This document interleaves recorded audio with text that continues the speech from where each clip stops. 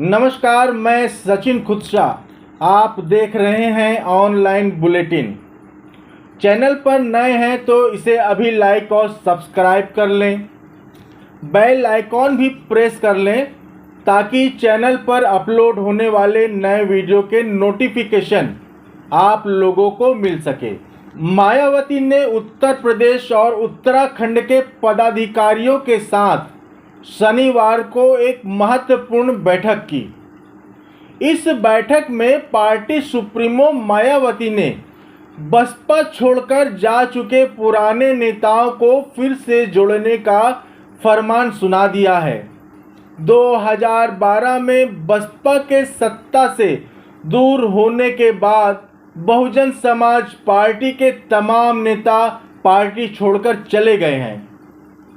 उत्तर प्रदेश की सियासत में एक के बाद एक चुनाव में मिल रही सियासी हार से बहुजन समाज पार्टी प्रमुख मायावती हताश और निराश है। बसपा के खिसके सियासी जनाधार को दोबारा से पाने का मायावती का फार्मूला लगातार फेल होता जा रहा है। ऐसे में बसपा के हाथी से उतर चुके मान्यवर कांशीराम के साथियों की मायावती को अब याद आने लगी है। बसपा छोड़कर गए नेताओं की घर वापसी का दरवाजा अब मायावती ने खोल दिया है। ऐसे में देखना है कि मायावती के चलते बसपा छोड़ने वाले नेता क्या घर वापसी करेंगे। मान्यवर कांशीराम ने उत्तर प्रदेश को दलित राजनीति की प्रयोगशाला बनाया था।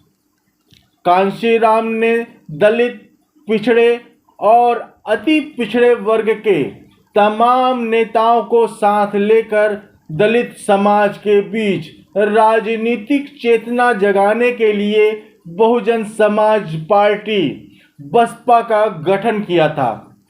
मान्यवर कांशीराम के साथ सियासी पारी शुरू करने वाले नेताओं ने मायावती का सियासी कद बढ़ने के बाद एक के बाद एक पार्टी छोड़कर चले गए या फिर मायावती ने खुद उन्हें बाहर का रास्ता दिखा दिया।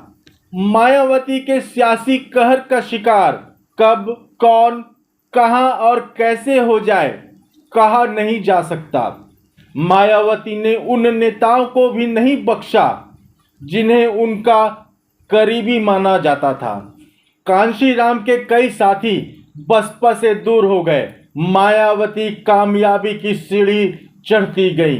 साल 2007 में बहुजन समाज पार्टी सूबे में ऐतिहासिक जीत का परचम लहराया, लेकिन इस सफर में कांशीराम के वो सभी साथी बसपा से दूर हो गए जो कभी पार्टी की जान हुआ करते थे।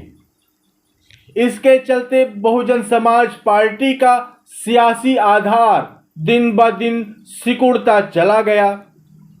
बहुजन समाज पार्टी आज उत्तर प्रदेश में उस स्थान पर खड़ी है जहां 1989 में हुआ करती थी। बहुजन समाज पार्टी को 2024 के लोकसभा चुनाव में सिर्फ 9.39% वोट यूपी में मिले थे, लेकिन खाता नहीं खोल सकी थी। इसके बाद हरियाणा, जम्मू कश्मीर, महाराष्ट्र, झारखंड और उत्तर प्रदेश में हुए उपचुनाव में बहुजन समाज पार्टी को तगड़ा झटका लगा है, जिसके चलते पार्टी प्रमुख मायावती को बसपा छोड़कर गए नेताओं की याद आई है।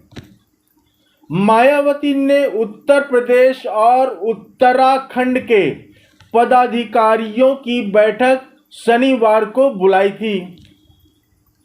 ऐसे में 15 जनवरी से पार्टी संगठन का विस्तार करने के निर्देश दिए गए हैं। इस निर्देश के साथ ही पुराने कर्मठ नेताओं को दोबारा से पार्टी में जोड़ने का फरमान भी सुना दिया गया है। मायावती के दिशा निर्देश के बाद ऐसे नेताओं के लिए पार्टी में घर वापसी का रास्ता खुल गया है।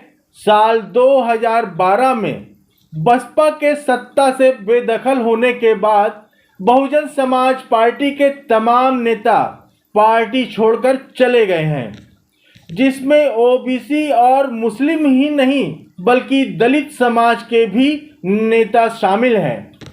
उत्तर प्रदेश में बहुजन समाज पार्टी की सियासी ताकत सिर्फ दलित वोटों के सहारे नहीं बढ़ी थी, बल्कि बहुजन वोटों के जरिए यह उपलब्धि मिली थी। बहुजन के तहत दलित, ओबीसी और अति पिछड़े वर्ग के तमाम जातियों का साथ था।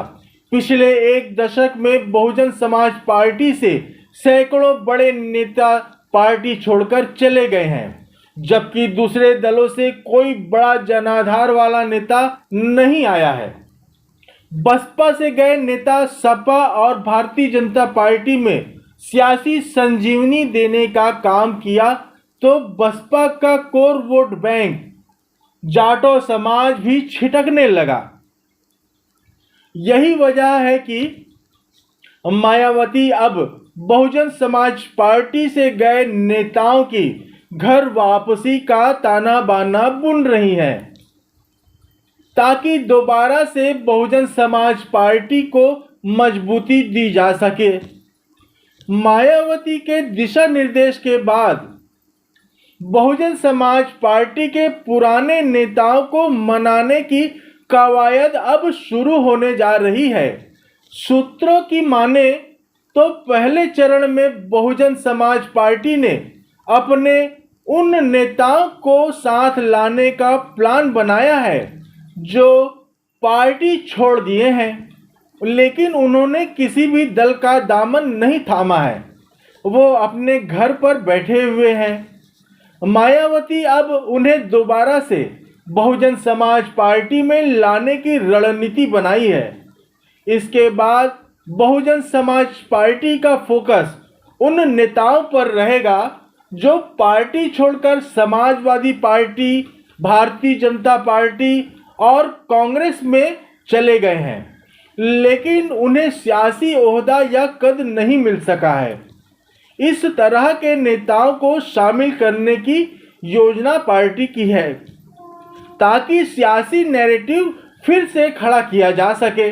बहुजन समाज पार्टी में रहते हुए स्वामी प्रसाद मौर्य, लालजी वर्मा, नसीमुद्दीन सिद्दीकी, इंद्रजीत सरोज, राम अचल राजभर, सुनील चित्तौड़, ब्रिजलाल खाबरी, दद्दू प्रसाद, बाबू सिंह कुशवाहा, नकुल दुबे, अब्दुल मन्नान, लालजी निर्मल, राज बहादुर, राम समुझ, हीरा ठाकुर और जुगल किशोर जैसे नेताओं की तूती बोलती थी।